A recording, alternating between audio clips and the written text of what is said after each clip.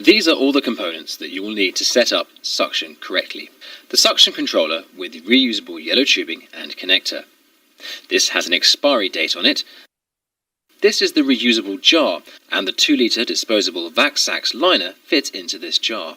This is the disposable patient suction tubing, the Yanker suction catheter. Ensure the reusable yellow tubing is connected to the base of the controller, pipeline protector part, at one end as shown, and at the other end into the disposable liner that sits in the clear Perspex jar. This is the end with the connector. Then turn the suction controller on to expand the liner in the jar as seen. Turn the suction controller off while you connect the patient suction tubing and Yanker.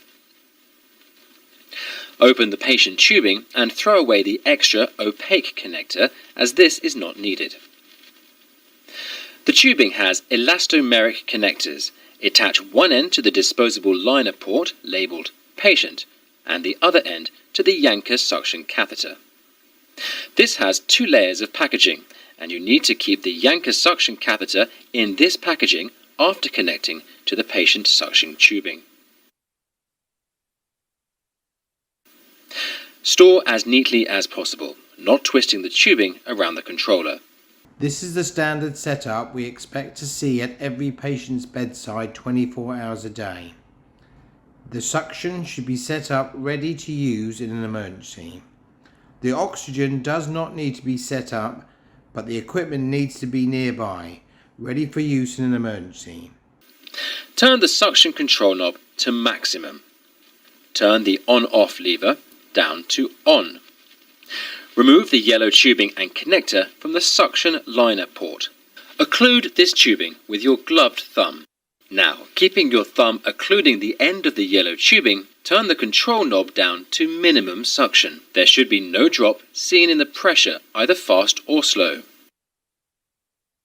Return the yellow tubing into the port labelled vacuum and then turn the control knob back up to maximum suction again. Detach the Yanker, leaving it in its packet, from the patient suction tubing. Occlude the end connector with your thumb and watch the pressure gauge. It should reach 50 kPa or above at maximum. You only test this at maximum.